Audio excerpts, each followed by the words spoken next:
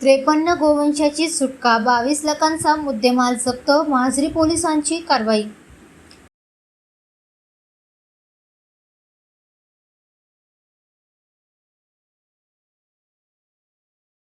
12 मे रोजी सकाळी माजरी पोलीस स्टेशनचे कर्मचारी हे परिसरात गस्तीवर असताना या दरम्यान त्यांना गुप्त माहिती मिळाली की नागपूरकडून एक कंटेनर येत असून त्यामध्ये जनावरांची अवैध तस्करी केली जात आहे।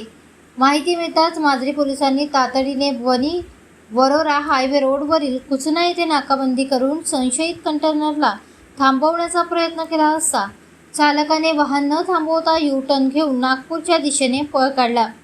पोलिसांनी फिल्मी स्टाईलने पाठलाग केला असता चालकाने काही अंतरावर वाहन सोडून पळ काढला। पोलिसांनी कंटेनरची झडती घेतली असता त्यामध्ये 53 नग गोवंश अमानुष पद्धतीने कत्तलीच्या उद्देशाने कोंबलेले आढळले।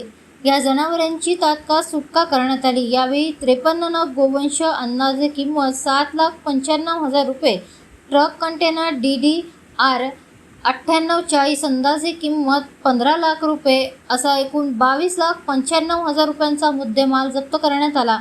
सदर कारवाई जिल्हा पोलीस अधीक्षक आयुष नोपानी, अप्पर पोलीस अधीक्षक ईश्वर कातकाडे आणि उपविभागीय पोलीस अधिकारी वरोरा संतोष बाकल यांच्या मार्गदर्शनाखाली करण्यात आली।